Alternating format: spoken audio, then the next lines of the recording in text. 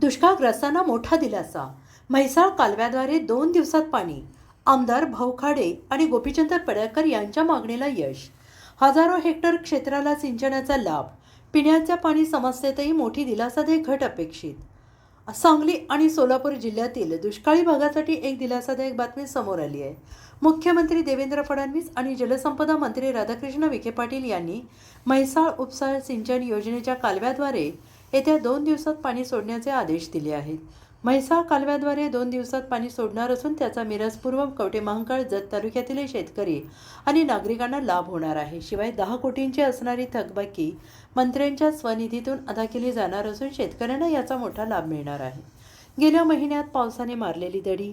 या भागात झालेल्या अत्यल्प पावसामुळे या भागात शेती, पिण्याचे पाणी, जनावरांच्या चाऱ्याचा प्रश्न गंभीर बनला होता. यासाठी मिरजेचे लोकप्रिय आमदार आणि माजी पालकमंत्री डॉक्टर सुरेशभाऊ खाडे आणि जतचे आमदार गोपीचंद पडळकर यांनी मुख्यमंत्री देवेंद्र फडणवीस आणि जलसंपदा मंत्री राधाकृष्ण विखे पाटील यांची भेट घेत सातत्यानं पाठपुरावा केला होता.